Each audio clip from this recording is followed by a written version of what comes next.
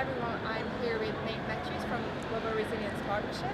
Would you like to introduce yourself to our audience who don't know anything about Global Resilience Partnership? What's your role there? What's the organization is about? Sure. The Global Resilience Partnership was founded in 2014 at the African Leaders Summit by the Rockefeller Foundation and the USAID. And since then we've taken on partners including DFID, the Department for International Development here in the UK, and the Swedish government, and Zurich Insurance. And we're a partnership designed to build the resilience of the poor in the Sahel, the Horn of Africa, South and Southeast Asia. And what is innovation to you? I know this is a $1 million question, you've probably heard a million times before, but what is innovation really meaning to you? Innovation to me is about taking ideas, implementing ideas that are sustainable and add value at scale. And why do you think it's really important to innovate? For me, innovation is key because when I look at innovation, or when we try to build innovation at the Global Resilience Partnership, we're really thinking about innovation in the transformative sense. So how can innovation transform the lives of the people that we're dealing with and transform in a very sustainable way? So transformation in this sense is not just taking an idea that allows people to perhaps adapt to change, but we're thinking of ideas that actually push people to challenge the systems, the beliefs, the organizations that are holding back change. And innovation for us allows people to really create that breakthrough change. So how do we move past business as usual? How do we even move past change as usual into that breakthrough stage? And if we can foster innovation properly, then I think we can get to that breakthroughs that we need. It sounds very impressive. Could you just talk about a bit how you are choosing the projects that you would like to be involved with? Do you have some sort of evaluation process? I presume you have evaluation process. How much space innovation is taking up within that evaluation process, and going forward, how do you scale those projects up to scale and then implementing them afterwards? So innovation is critical in how we choose all of our projects. And the partnership is divided along 3 lines. So we have a first pillar about implementing projects, a second one on delivering projects to scale, and then a third on policy and engagement. And we try to bring innovation into all of those. But for choosing the projects, we bring people together in a workshop, a very intensive 3-day workshop. And we really start from the problem and work our way backwards to get to what kind of innovations we think are needed, or what are the real challenges that are needed. And then we work on building innovations to meet those challenges. So it's a very different way of approaching a challenge as opposed to just coming in with a preset idea, seeing if it fits that. Instead, we're starting from the problem, working our way backwards, seeing what the barriers are to that challenge, and then trying to find an innovative solution to those, while doing it in a very much in a partnership-led approach. Coming to partnership, I guess collaboration is key within the projects, and collaborating with communities you're working with is key. So can you give us an example of amazing collaboration examples that drove innovation within your field? Everything we do is partnership-led. And for us, I mean, the partnership approach takes more time. It can often be more complicated. It can be, more expensive, for example, to bring people together. And it can be challenging because partners often come to the table with very different agendas and different perspectives. But what we tried to do is to bring together the right sort of consortiums of partners. So we bring together partnerships that involve the private sector, that involve communities, that involve think tanks or academic institutions, and NGOs to really try to find the solutions. In terms of a really concrete example, we did a partnership where we're looking at floating houses or floating homes in Bangladesh at the moment. And we brought together the Bangladeshi government, BRAC, which is a well-known NGO in Bangladesh, and the private sector to look at a way to develop a floating home prototype that could be picked up by the poor in Bangladesh. And we really started with working really closely with the community to see what their needs were, and then working our way out from there. But it's really critical that for all these innovations that we have partnerships that involved all of the key stakeholders in which the innovation will be implemented.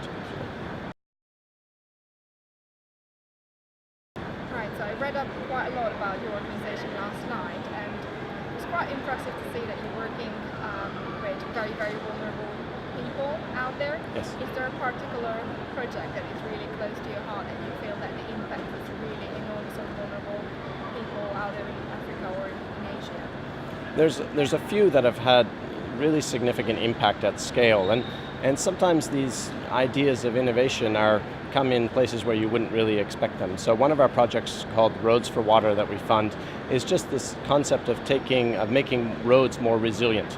So how do we make a road that when a large flood event happens, the water doesn't wash away the road, but instead is actually captured and of use for the farmers? Or how do we make a road where the areas around it can help both the environment and then improve market access for women and for other traders who work along the road? And that project, for example, has impacted over 2.3 million people in Ethiopia and Kenya. So that's quite an impressive impact. So in terms of the culture, you mentioned kind of a lot of cultural elements to innovation. Where do you feel leadership would fit into your organization in terms of driving innovation? How important is culture really to drive innovation? And culture is critical to driving innovation, and you can work in areas where the culture, for example, in East Africa, it often takes a lot of time and sitting around with a group of people together and really building that trust and relationship can take a lot more time than perhaps it would in the West. So really thinking about the cultural nuances of how we implement innovation and how we actually get people's voices to the table to ensure that innovation is sustainable, both from an environmental perspective, but also, say, from a business perspective or from other perspectives, is really critical to think about what culture means within that context and how to bring that into innovation. And then also I think there's a really important part about thinking about innovation from the bottom up.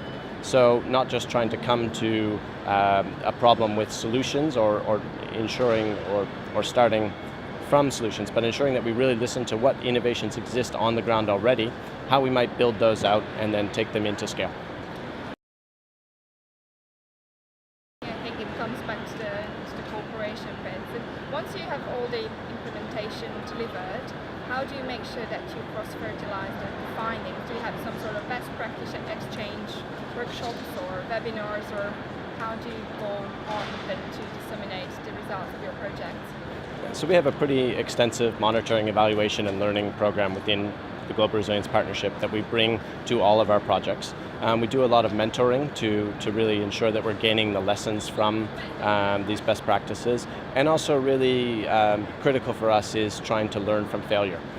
So how can we fail fast and then learn and actually fail smart and really learning from failure within those practices. So we do that partially by bringing all of our grantees together and encouraging a lot of sharing and learning, but also running sessions like Dragon's Den sessions where we can offer really critical feedback in a constructive way to grantees and then make sure they take those on board. Doing that throughout the life cycle of the project and creating projects as really adaptable allows them to make the adjustments that are needed to keep innovation flowing and to make sure that we're getting the best impact on the ground for what we're doing. In terms of fundamentals to enable innovation within a project or program or within your organization even, do you feel that these fundamental enablers are universal from one organization or from one culture to another, or would they change with time, with geographic location? I find they're quite context specific. So there are some key tenets of innovation that you'll see everywhere, and that might be around allowing people time to think, giving space for creativity, ensuring that different voices are at the table, identifying barriers and resistance to innovation early on is all critical. But also I think it's when we're dealing, because we deal specifically with innovation for people in developing countries, especially poor, we really have to think differently about innovation in that context. For example, if I was to develop a tool, and some of these sort of things exist that could measure soil acidity or nitrogen and phosphorus levels in the soil and tell a farmer when it's a good time to plant seeds, and if that tool cost, say, $500, and then a subscription fee to, say, track those measurements was $10 a month, that seems very affordable to perhaps someone in the UK. But if you're living on less than $1 a day in a developing country, that's completely out of reach. So I think innovation really needs to take into account those contexts and cultural differences. Sure, talking about mitigating risks. What are the biggest barriers in innovation? Biggest barriers, I think in innovation there's because we deal with transformative innovation, so we're looking at resilience from a very transformative space, we're challenging people's opinions, beliefs, and systems, and organizations, and with that challenge, there's often resistance. So when we think about innovation, a solution may be innovative and it may benefit the people who are trying to benefit, but it may then disadvantage other groups that have been benefiting already from the current system.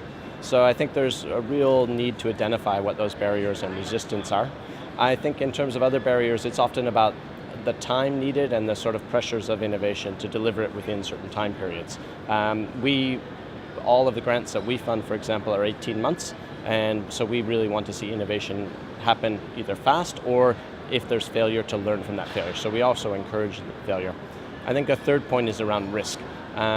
People often are afraid to take the risks necessary for innovation. Risk is a challenging thing, and often people want to deliver a success.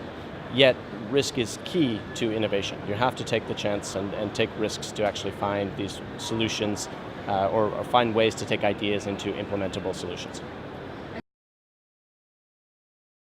I think you already answered probably my next question, which would have been, where's the right balance between acting quite quickly and innovate and bring solutions to these areas where the population is responding to a massive shock or environmental shocks. You need to answer quite quickly, but also mitigating risks. So I guess where's the right balance? How do you evaluate that type of risk that you're willing to take in terms of delivering something quite quickly? I think the world is changing so fast now, and some of these challenges that we're trying to address are really critical, because I think they're leading us towards some key tipping points, if you will, that if we don't address them soon, then we're going to be in places where we really don't want to for the future of our planet and for the people here. And that's also the challenge of, with huge population growth projected into the future as well. So finding that balance is hard, but for us it's especially about pushing forward quite quickly. I think we push people to take risks, and we're trying to encourage failing fast, but also really trying to make sure that we have really set processes in place, if you will, that will allow certain voices to come up and opportunities for learning as we go along the way. Sounds very impressive. And I guess we're coming to almost to the last question, where I'm guessing you've been on this journey for quite a while. You've been working in this environment. What is your biggest learning on your journey so far to looking at innovation? What would be that one key message that you would really like our viewers today to take away from this conversation? I think the message around risk is really critical, so really encouraging people to take risks and be honest about it. I think the other key message, I guess, would be that innovation often comes from real passion. And I think if you find something you're passionate about, then you're more apt to find innovative ways to deliver that passion than if you're just given a task to do it. So I would say, for people who are looking to try to find innovation, find somewhere that they're passionate about, and then you'll often find innovation hiding in there. Great, thanks so much, Nate, for the interview. So, ladies and gentlemen, this is Nate Matthews from Global Resilience Partnership. Thank you for taking the time talking to us today. It's absolutely amazing, and your passion definitely comes across, so thank you, Nate. Thank you very much.